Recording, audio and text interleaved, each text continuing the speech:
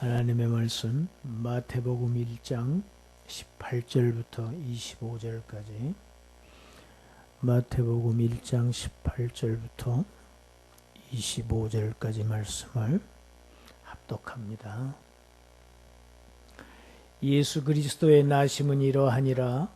그의 어머니 마리아가 요셉과 약혼하고 동거하기 전에 성령으로 잉태된 것이 나타났더니 그의 남편 요셉은 의로운 사람이라 그를 드러내지 아니하고 가만히 끊고자 하여 이 일을 생각할 때 주의 사자가 현몽하여 이르되 다윗의 자손 요셉아 내 아내 마리아 데려오기를 무서워하지 말라.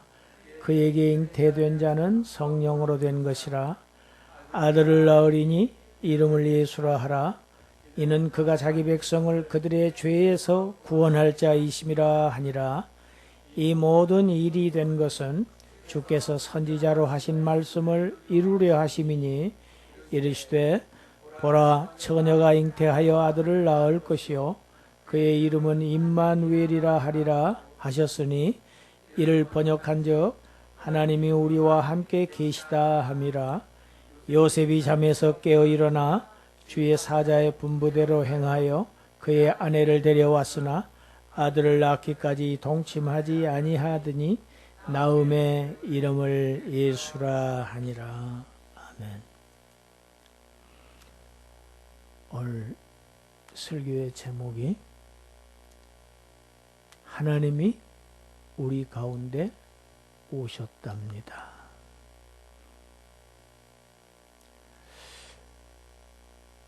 구약 창세기를 보면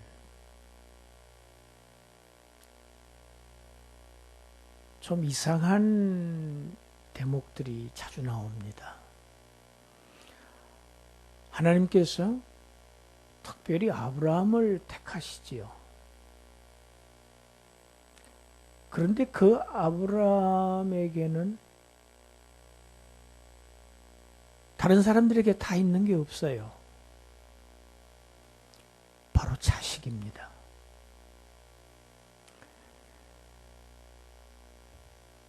오늘날은 우리나라 같은 데서는 자녀를 안 낳으려고 해서 이게 국가적으로 심각한 문제가 되곤 합니다마는 그 당시에는 유대 사회에서는 자녀가 없다는 것은 하나님으로부터 축복이 없다는 것을 의미합니다.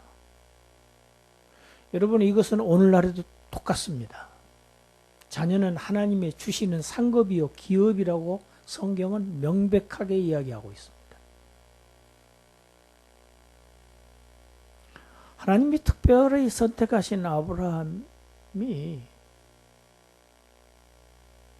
아들을 낳지 못해요.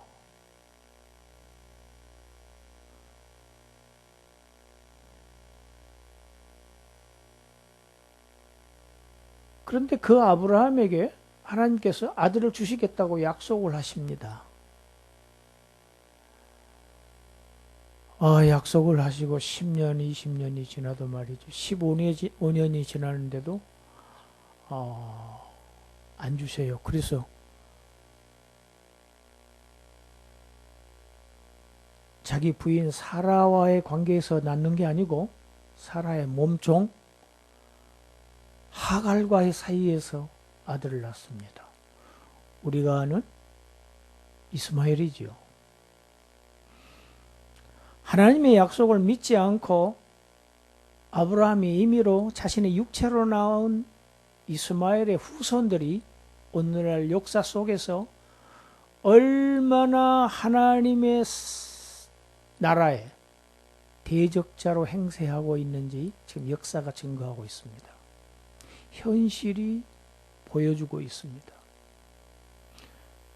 믿음을 따라서 살지 않은 그 결과가 어떠한지를 교훈적으로 보여주고 있는 것이 이스마엘의 역사입니다. 하나님은 약속하셨어요. 여러분 약속은 기다리는 자에게 임합니다. 할렐루야. 약속은 기다리라고 약속하신 거예요. 약속은 반드시 이루실 것을 말씀하신 것입니다. 이건 믿어야 합니다. 하나님의 약속은.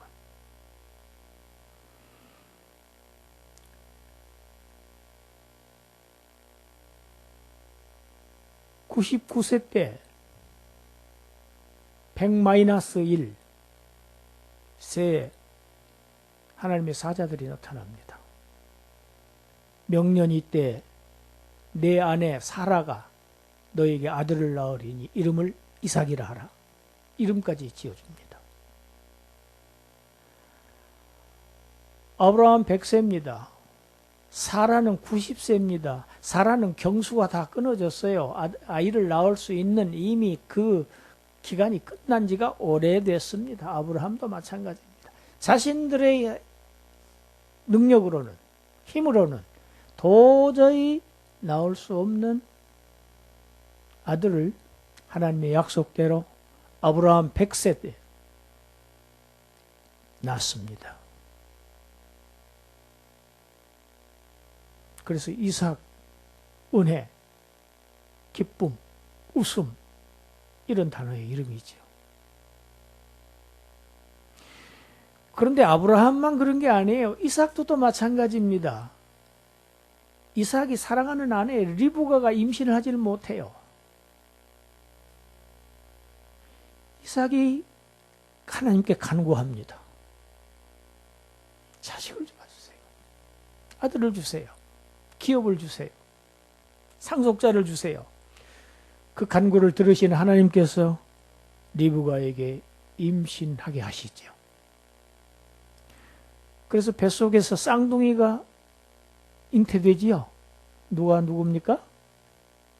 에서와 야곱이지요. 그 안에서 에서와 야곱이 싸우지요. 또 야곱도 마찬가지였습니다. 야곱이 정말 사랑했던 아내는 라헬이에요. 그런데 라헬이 임신을 못합니다. 그런데 역시 하나님께서 임신하지 못하는 라헬의 태문을 여시고 거기서 출생한 자가 요셉입니다. 이렇게 창세기 12장부터 창세기 50장 끝장까지는 아브라함, 이삭, 야곱, 요셉의 이야기, 이 네 족장들의 이야기로 꽉 채워져 있습니다. 창세기만 그런 게 아니에요. 사무엘상 시작 부분을 보면 제사장 엘가나의 아내 한나가 울부짖으며 기도를 합니다.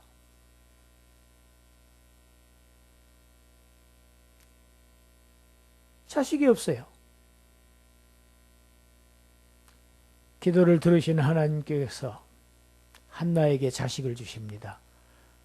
그래서 낳습니다. 그 낳는 아들 이름이 사무엘입니다.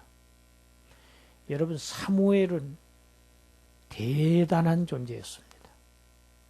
오늘날 표현으로 하면 삼권을 다 장악한 인물입니다.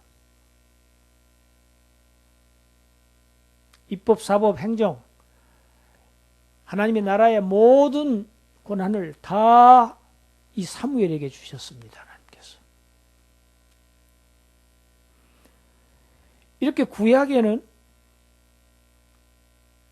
아이를 낳을 수 없는 여인들의 이야기가 점차 진행되는데, 그러면 신약에서는 어떠한가? 신약 시작 부분도 이 얘기로 시작이 됩니다.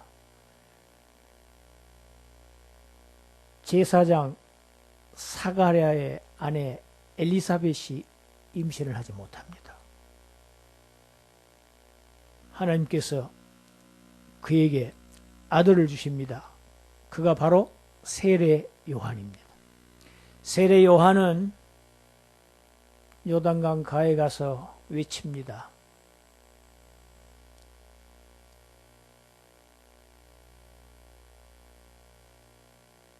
하나님의 나라가 임했다. 가까이 왔다. 회개하고 죄사함을 받으라. 죄사함을 받는 회개의 세례를 요단강가에서 베풉니다. 나는 내 뒤에 오실 그분의 오실 길을 예비하러 왔을 뿐이다. 예수님 앞에 길 닦기로, 도로공사자로 하나님께서 보내신 세례 요한도 아들을 낳지 못하는 엘리사벳을 통해서 하나님께서 주신 아들입니다.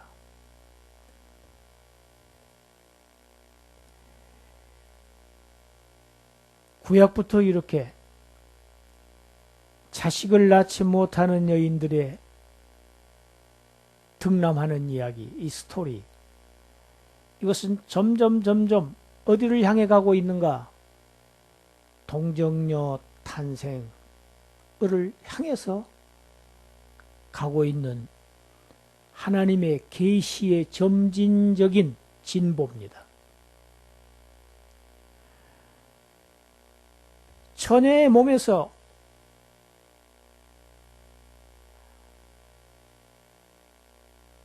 인류의 시조 최초의 아담의 후손이 아닌,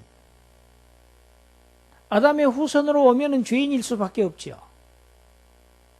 원죄가 없으신 그리스도를 보내시기 위해서 하나님의 성령으로 잉태케 하신 역사를 이루실 것을 이미 아브라함 때부터 우리에게 가르치시는 방식이 이렇게 장구한 역사를 통해서 가르치셨습니다. 이것을 하나님의 계시의 점진성이라고 합니다. 계시라는 것은 이렇게 덮여져 있고 가려져 있는 것을, 장애물을 제거해서 드러내서 알게 하시는 것을 계시라고 합니다.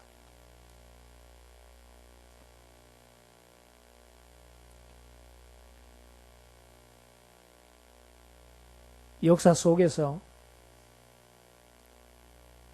그리스도의 동정녀 탄생이 이렇게 놀라운 속도로 점차 그 실체를 드러내고 점차 더 구체적이고 사람의 눈에 보일 수 있도록 이렇게 계시가 되는 이 사건을 사도 바울은 갈라디아서 4장 4절에서 이렇게 말합니다.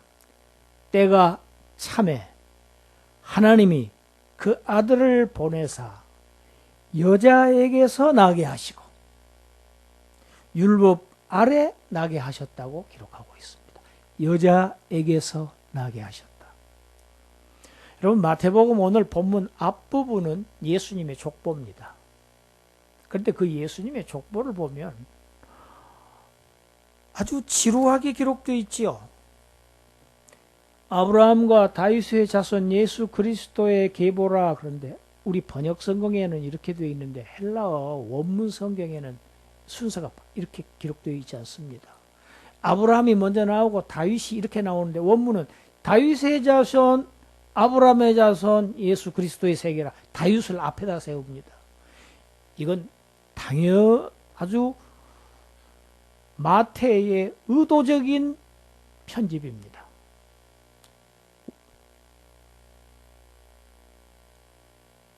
왕의 족보를 기록한 것입니다.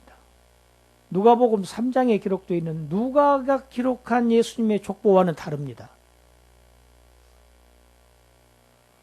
누가는 제사장의 족보를 기록했습니다. 사실적으로 기록했습니다. 누가는 의사지 않습니까?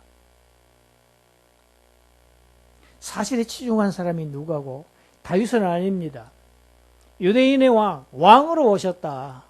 다윗의 계보를 타고 오신 분이 메시아가 바로 예수다. 이걸 증거한 사람이 마태입니다. 아브라함이 이삭을 낳고 이삭이 야곱을 낳고 야곱은 이렇게 계속 남자들의 이름만 있고 아버지가 아들을 낳고 아버지가 남자가 남자를 낳고 남자가 남자를 낳고 이렇게 낳는데 예수님에 가서는 그렇게 하지를 않아요. 요셉이 예수를 낳았다 이렇게 얘기를 하지 않고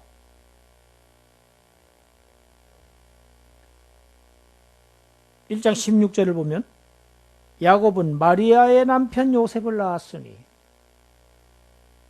요셉의 아버지가 야곱입니다.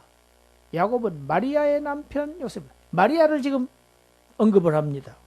그리고 또다시 마리아에게서 그리스도라 칭하는 예수가 나니라. 여자에게서 나게 하셨다. 성령으로 아담의 혈통을 잇지 않은 하나님의 능력으로 잉태케 한 아브라함에게 하셨듯이, 이삭에게 하셨듯이, 야곱에게 하셨듯이, 한나에게 하셨듯이, 엘리사벳에게 하셨듯이 마리아에게 하나님의 능력으로 잉태케 마리아를 잉태케 하셔서 원죄가 없는, 여러분 원죄가 있으면 예수님은 우리의 죄를 사하실 수 없습니다. 할렐루야. 죄인이 어떻게 다른 죄인들의 죄를 사할 수 있습니까?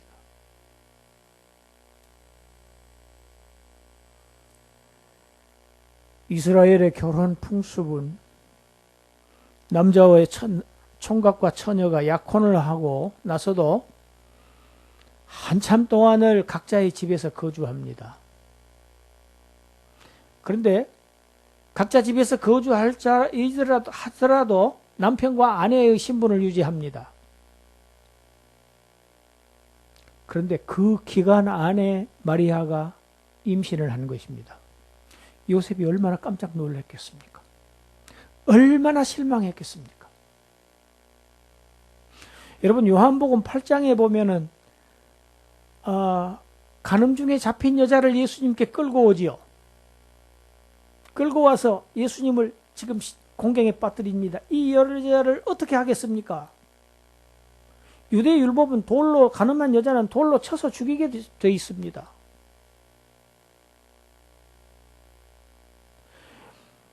마리아는 지금 잘못하면 율법에 의해서 돌로 맞아서 처형당할 위기에 처해 있습니다. 심각한 일입니다. 그런데 요셉은 의로운 사람이라 이것을 드러내지 아니하고 가만히 끊고자 했습니다. 얼마나 신사답고 얼마나 정말 남자답죠. 그런데 그날 밤 하나님의 사자가 꿈속에 나타납니다. 다윗의 자손 요셉아, 요셉 물론 다윗의 자손입니다. 왕통이에요. 족보가 다윗 이후는 다 왕들만 골라서 기록한 것이 마태복음의 족보입니다. 내 아내 마리아 데려오기를 무서워하지 말라. 그에게 잉태된 자는 무엇으로 된 것이라? 남자로 된 것이다? 사람으로 된 것이다? 아니고 성령으로 된 것이다. 하나님의 성령으로 잉태한 것이다. 아들을 낳을 것이다. 이름을 예수라 하라. 왜냐? 그가 바로 자기 백성을 그들의 죄에서 구원할 자이시기 때문이다. 여러분, 예수라는 이름은 자기 백성을 죄에서 구원할 자라는 뜻입니다.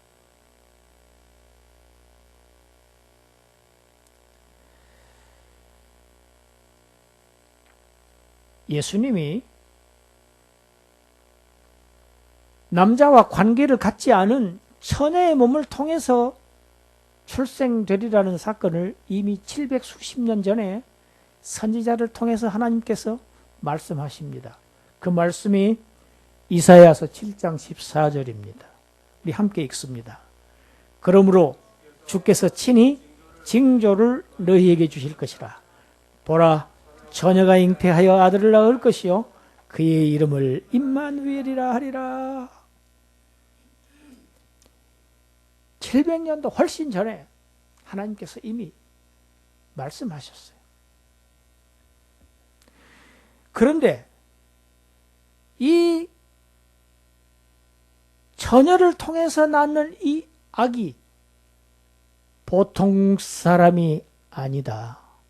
이분은 바로 하나님이시다. 그것을 이사야가 또 이사야서 9장 6절에서 말씀합니다. 읽습니다. 이는 한 아기가 우리에게 낳았고 한 아들을 우리에게 주신 바 되었는데 그의 어깨에는 정사를 메었고 그의 이름은 기묘자라 모사라 전능하신 하나님이라 영존하시는 아버지라 평강의 왕이라 할 것임이라. 할렐루야. 우리에게 나신 아기, 우리에게 주신 아들, 하나님의 아들은 전능하신 하나님, 영원히 살아계시는 아버지다.